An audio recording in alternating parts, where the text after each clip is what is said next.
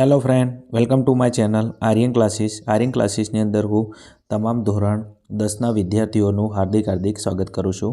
ચલો વિદ્યાર્થી મિત્રો, આપણે આ વિડીયોની અંદર તમારી દ્વિતીય વાર્ષિક પરીક્ષા 2025 તમે જોઈ શકો છો. દ્વિતીય વાર્ષિક પરીક્ષા 2025 ઓકે. ધોરણ 10 અને વિષય છે તમારો ગણિત, અને ગણિતની અંદર કયું ગણિત છે? બેઝિક ગણિત ઓકે. અને પેપર કયા જિલ્લાનું છે? તો પાટણ જિલ્લા શાળા પરીક્ષા સમિતિ. એટલે વિદ્યાર્થી મિત્રો, પાટણ જિલ્લાનું પેપર છે. કુલ ગુણ તમને ખબર છે કે 80 ગુણ આપવામાં આવે છે. તમને 3 કલાકનો સમય આપવામાં આવે છે. તારીખ તમે જોઈ શકો છો અહીંયા 27/1/2025 ઓકે. તો તમને તારીખ બી અહીંયા આપેલી છે ઓકે. ચલો નેક્સ્ટ વિદ્યાર્થી મિત્રો, જો તમે કોઈપણ જિલ્લાની અંદરથી પેપર જોતા હોય તો ખાસ પેપરની અંદર પેપર તમારું કેવું જોશે, પેપર કઈ ટાઈપનું હતું. બીજું દરેક વિદ્યાર્થીને એક પ્રોબ્લેમ છે, વિભાગ એની અંદર મારે કેટલા સાચા પડ્યા, કેટલા ખોટા પડ્યા. અને કદાચ તમારા જિલ્લાની અંદર લગભગ મોસ્ટ ઓફ જિલ્લાની અંદર તો પેપર લેવરાઈ ગયું છે ગણિતનું ઓકે. ને એક્ઝામ હવે લગભગ એન્ડિંગની અંદર જ છે. આજે લગભગ દરેક જિલ્લાની અંદર 27-28 તારીખે તમારી એક્ઝામ પૂરી થાય છે. ચલો વિદ્યાર્થી મિત્રો, આપણે આ પેપરનું સોલ્યુશન કરવાના છીએ ઓકે. ચલો ફટાફટ આપણે આવતા રહીશું વિભાગ એ ઉપર. ચલો વિદ્યાર્થી મિત્રો, વિભાગ એની અંદર તમને ખબર છે કે 24 માર્ક્સનો વિભાગ હોય છે ઓકે. જેની અંદર તમને ટૂંકા પ્રશ્નો, વિકલ્પ આ ટાઈપનું બધું આપવામાં આવે છે. ચલો વિભાગ એની અંદર પ્રશ્ન નંબર 1ની અંદર કીધું છે કે સમીકરણ યુગ્મ 2x + 3y = 5 અને 4x + 6y - 10 = 0 હોય તો એનો ઉકેલ કેટલો હશે? તો વિદ્યાર્થી મિત્રો, તમે આનું સાદુરૂપ આપશો બંનેનું એમ ઓકે. અને આ બંને સમીકરણ 1 અને સમીકરણ 2ને તમે સરખાવશો ઓકે. અને આપણી કન્ડિશન હતી કદાચ ખબર હોય તો a1/a2, b1/b2, c1/c2. આને તમે સરખાવશો તો તમારો ઉકેલ કેવો આવશે? અનંત ઉકેલ. તો તમારો જવાબ આવશે ઓપ્શન નંબર એ, અનંત ઉકેલ. ચલો પ્રશ્ન નંબર 2, દ્વિઘાત સમીકરણ x² + 6x + 9 = 0 ના વિવેચકનું મૂલ્ય કેટલું થાય? વિવેચકને તમને ખબર છે કે વિવેચક d બરાબર સૂત્ર તમારું આવે ઓકે, b² - 4ac. સૂત્ર કયું આવશે? b² - 4ac okay. હવે આની અંદર તમે કોની કિંમત મૂકશો? a, b અને c. આ abcની કિંમત તમને ખબર છે, a એટલે xના વર્ગનો સહગુણક, a બરાબર કેટલા છે? x, b બરાબર છે 6 અને c બરાબર કેટલા આપેલા છે? 9 આપેલા છે. તમે આમાં કિંમત મૂકશો એટલે તમારા વિવેચક dનું કિંમત કેટલી આવશે? 0. તો ઓપ્શન નંબર બી આપણો સાચો જવાબ ઓકે.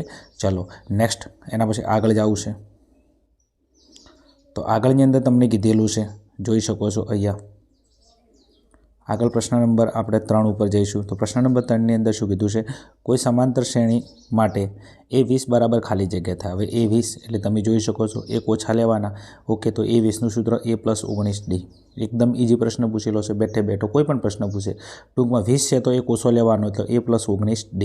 ચલો આગળ જવું છે પ્રશ્ન નંબર 4 ઉપર. બિંદુઓ 0, 0 ઓકે અને 6 અને 8 વચ્ચેનું અંતર ખાલી જગ્યા થાય. તમને ખબર છે 0, 0 આલે તો એ તમારે ઉગમ બિંદુના યામનું સૂત્ર મૂકવું પડે ઓકે. અને ઉગમ બિંદુના યામનું સૂત્ર તમને ખબર છે કયું આવે છે? વર્ગમૂળની અંદર x² + y². હવે તમે એ સૂત્ર મૂકશો ઓકે.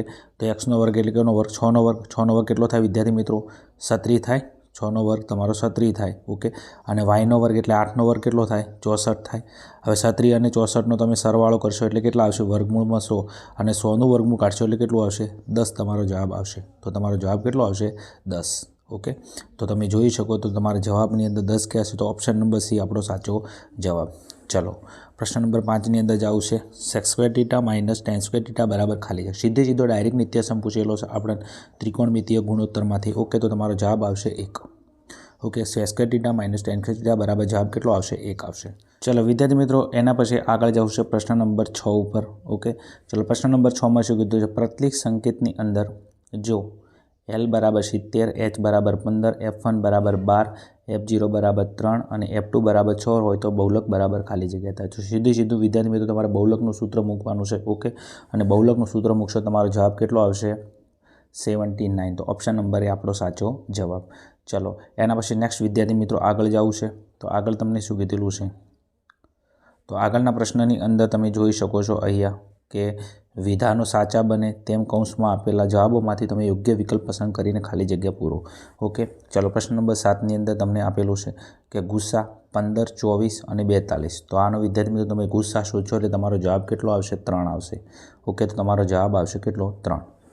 ચલો એના પછી પ્રશ્ન નંબર 8, બહુપદી px બરાબર રૂટની અંદર 5x - 5નું શૂન્ય ખાલી જગ્યા છે. તો હવે આ 5 છે, ઓકે, આ 5 છે, ઓકે. તો વર્ગમૂળમાં 5x ને કરતા બનાવો તો 5 માઇનસમાં સામે આવે 5 કેટલા થઈ જાય, પ્લસની અંદર થઈ જશે.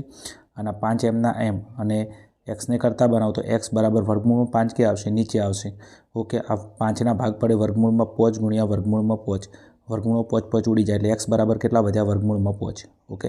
તો તમારો જવાબ કેટલો આવશે અહીંયા, તો તમે જોઈ શકો છો તમારો જવાબ આવશે વર્ગમૂળમાં 5, ઓકે. એકદમ ઇઝી પ્રશ્ન પૂછેલો છે. ચલો પ્રશ્ન નંબર 9, એક અંકની પ્રાકૃતિક સંખ્યામાંથી અયુગ્મ અંક હોવાની સંભાવના ખાલી જગ્યા. ચાલો તમને અયુગ્મ, સૌથી પહેલાં તો એક અંકની પ્રાકૃતિક સંખ્યા કેટલી આવશે, 9 આવશે. તો ટોટલ સંખ્યાઓ કેટલી, 9, ઓકે. એક અંકની પ્રાકૃતિક સંખ્યા તમને ખબર છે 1થી શરૂઆત થાય, એમાં અયુગ્મ અંક. તો અયુગ્મ અંક કયા કયા, તો 1, 3, 5, 7, 9, ઓકે. તો ટોટલ અંક કેટલા થઈ ગયા, 5 અંક અયુગ્મ. તો તમારો જવાબ આવશે 5/9. 9ની અંદરથી એક અંકની 9 સંખ્યાઓમાંથી 5 અયુગ્મ અંક આવે, કયા કયા, 1, 3, 5, 7 અને 9. તો તમારો જવાબ આવશે કેટલો, 5/9, ઓકે. ચલો નેક્સ્ટ આગળ જવું છે. તો નેક્સ્ટ આગળ જતાં પહેલાં વિદ્યાર્થી મિત્રો પ્રશ્ન નંબર આપણે આવતા રહીશું 10 ઉપર. ચલો પ્રશ્ન નંબર 10ની અંદર શું કીધું છે, તો tan θ બરાબર 1 હોય, tan θ બરાબર 1 હોય તો વિદ્યાર્થી મિત્રો sin θ × cos θ બરાબર ખાલી જગ્યા થાય. તો તમારો જવાબ આવશે 1/2. કેટલો જવાબ આવશે, 1/2. ચલો પ્રશ્ન નંબર 11, વર્તુળને વધુમાં વધુ ખાલી જગ્યા સમાંતર સ્પર્શક હોય. તમને ખબર છે કે વર્તુળને વધુમાં વધુ સમાંતર સ્પર્શક પૂછાય તો કેટલા આવે, 2 આવે. તો તમારો જવાબ કેટલો આવશે વિદ્યાર્થી મિત્રો, 2, ઓકે. ચલો આગળ પ્રશ્ન નંબર 12, m બરાબર 26 હોય, z બરાબર 6 હોય, m બરાબર 26 હોય, z બરાબર 6 હોય તો x બાર બરાબર ખાલી જગ્યા થાય. તો તમે આસાદી સૂત્ર મૂકશો એટલે તમારો જવાબ કેટલો આવશે, 36 આવશે, ઓકે.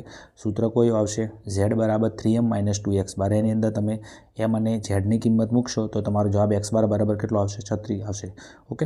ચલો એના પછી નેક્સ્ટ આગળ જવું છે.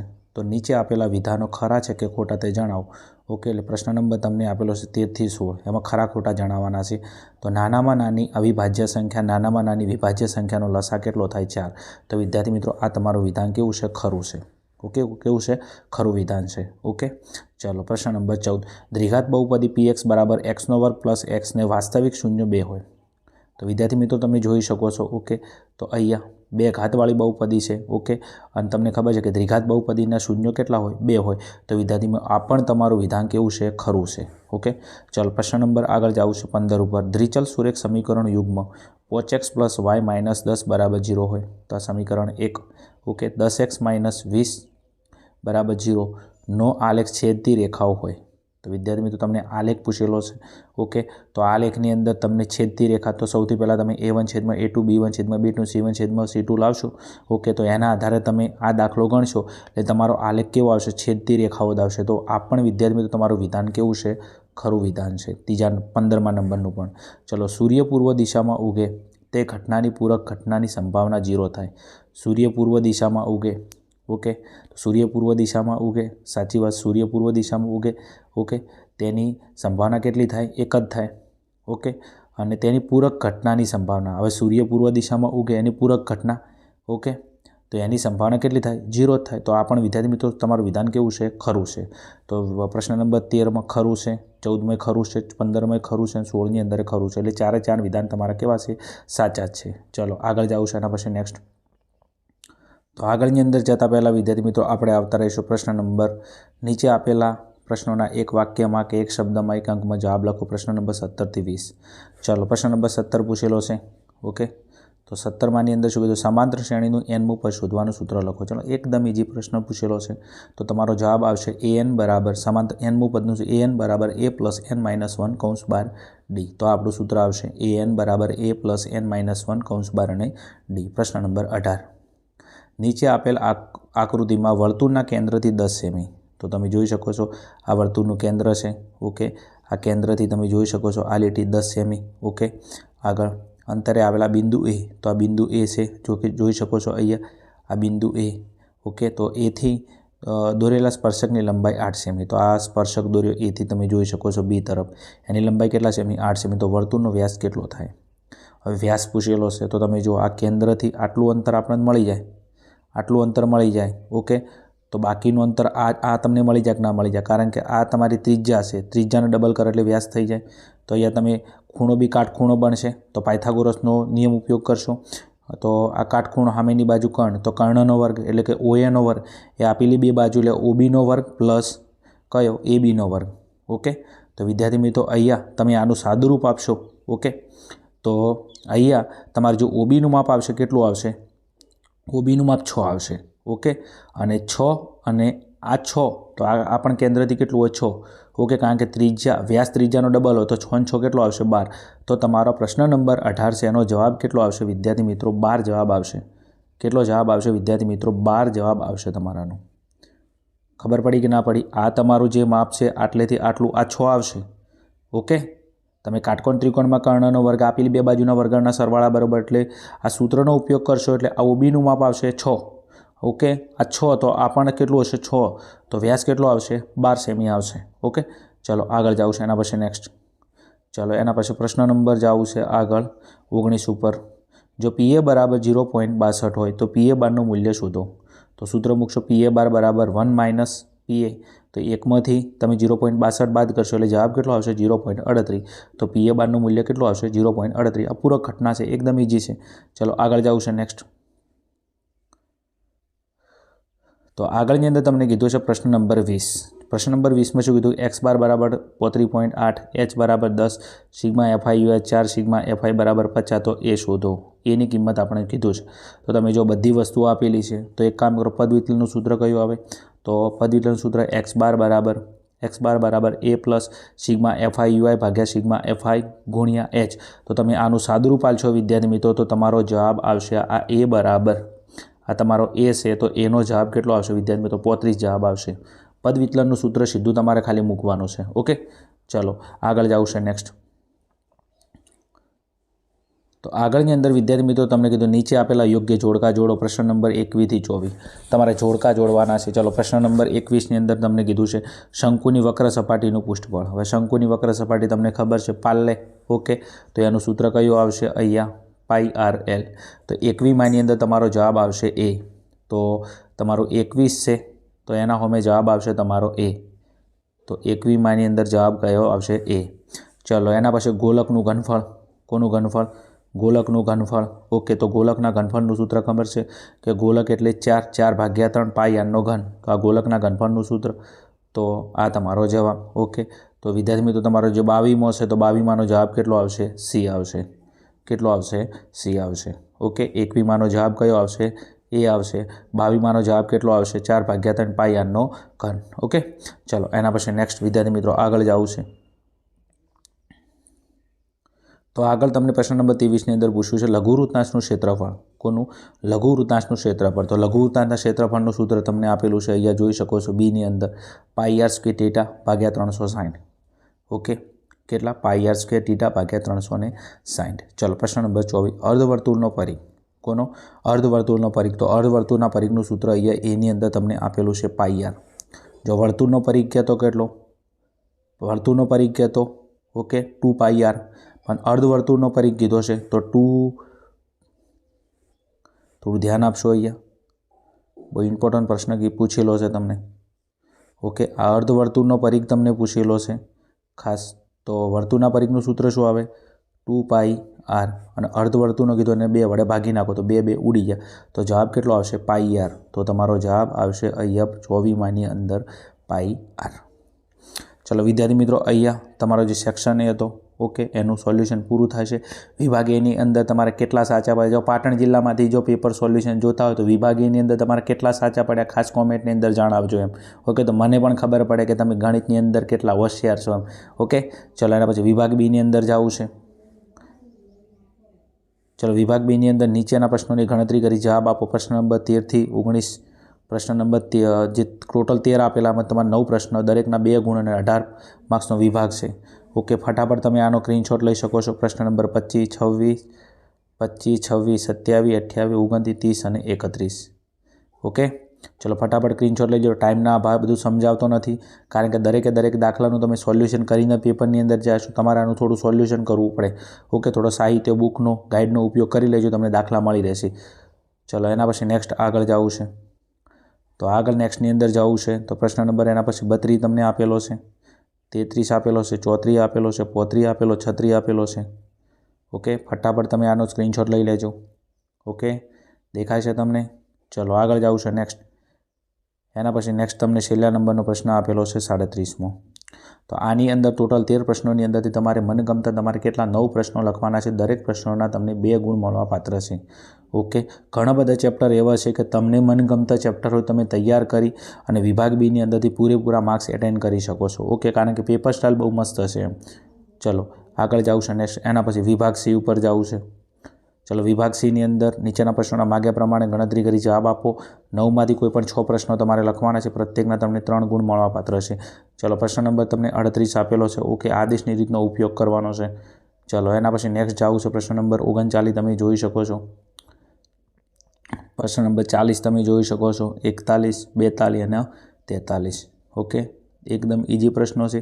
પેપર બેઝિક ગણિતનું ભાઈ હાર્ડ નથી, એકદમ ઇઝી છે મારી દ્રષ્ટિએ, મારા અનુભવના આધારે કહું તો એમ. ચલો એના પછી પ્રશ્ન નંબર 44 તમને આપેલો છે. પ્રમેય આપેલો છે, જોઈ શકો છો 44ની અંદર. ઓકે, ચલો પ્રમેય એટલે લગભગ દરેક લોકોને ખબર છે. ઓકે, કે છઠ્ઠા ચેપ્ટરની અંદરથી અને 10મા ચેપ્ટરની અંદરથી. છઠ્ઠા ચેપ્ટરની અંદર પ્રમેય 6.1, 10મા ચેપ્ટરમાં 10.1 ને 10.2.